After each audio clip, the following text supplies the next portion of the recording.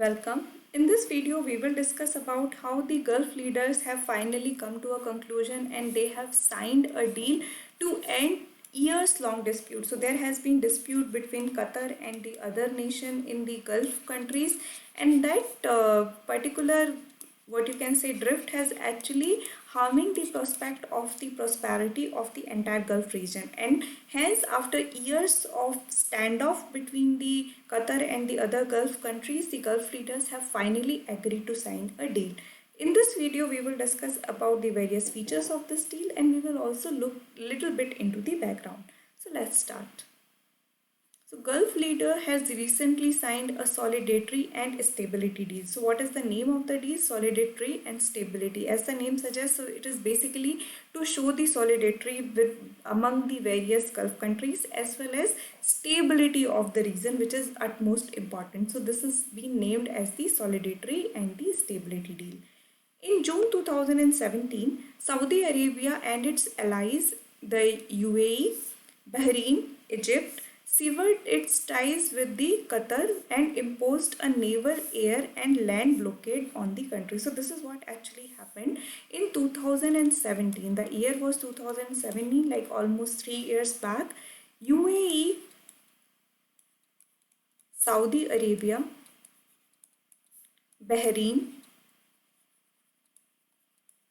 and Egypt. So these countries came together and put a kind of a sanction on another Gulf country by the name of Qatar. And they imposed naval, air and land blockade, which essentially lead to kind of a logjam of the trade of the Qatar. Members of the GCC signed a deal in Alwa, Saudi Arabia. So this is at present, this is what happened. The members of GCC, which is your Gulf Cooperation Council, signed a deal in Al-Ula, Saudi Arabia, to remove all the sanction over Qatar and reopen their land, sea and air borders to Qatar. So in 2021, they have finally signed a deal which has removed the sanction from the Qatar, and this has happened under the ambit of Gulf Cooperation Council. Gulf Cooperation Council, or what you can call in short as GCC.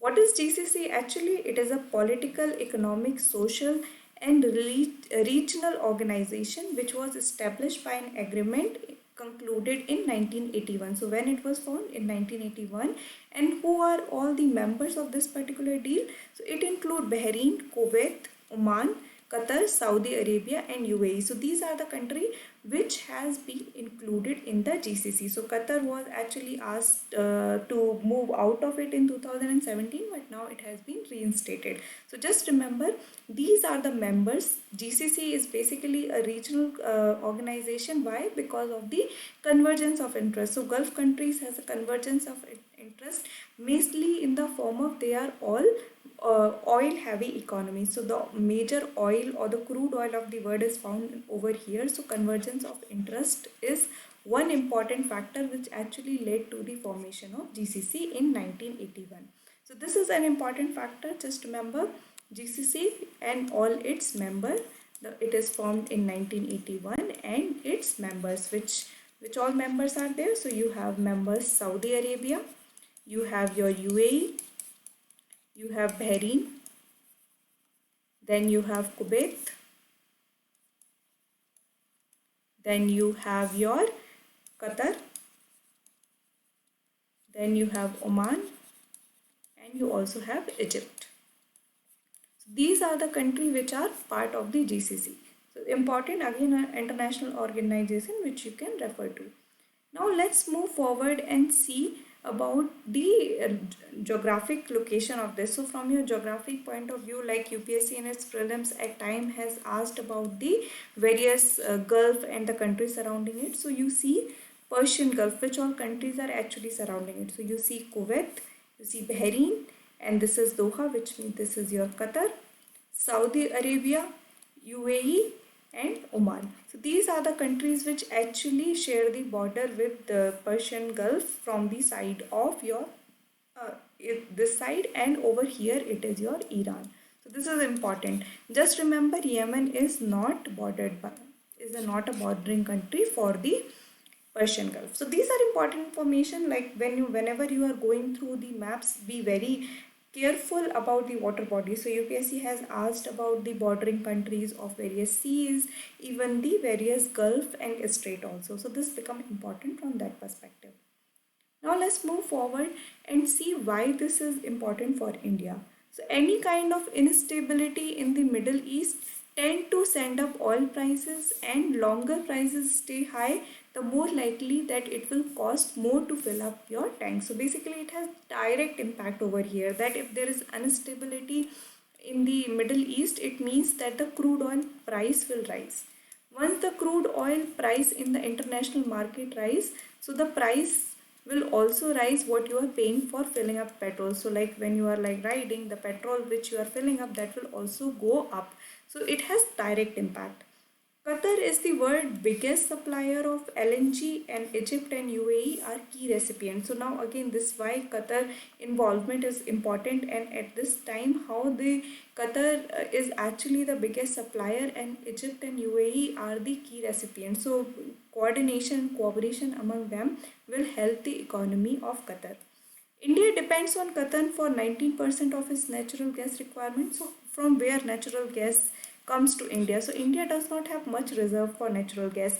In our previous video, I have already made a video regarding the natural gas pipeline, which is being uh, recently started by the Prime Minister of India from Kochi to Mangalore.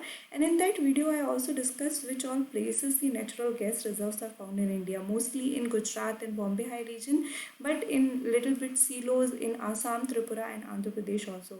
But even though the requirement, the demand which we have over here is way high, and that is why India import natural gas, and that is to, if you see the amount which is actually imports, it's like 90% is directly imported from Qatar. So joining back of Qatar into the GCC will eventually help it to remove the trade blockade and the sanctions, and hence it will be easier for India also. Qatar's sovereign wealth fund and other state-owned entities, as well as Qatari private investor, are looking at investment option in infrastructure in India. Now this is also important. Now once the sanction has been removed from the Qatar, the investors over there who were already keen into investing in India would find it more easier. So this is something which is important, and that is why this deal is seems good, in good interest for the India as well as for the overall stability of the region. So this topic is again important from your international relation perspective.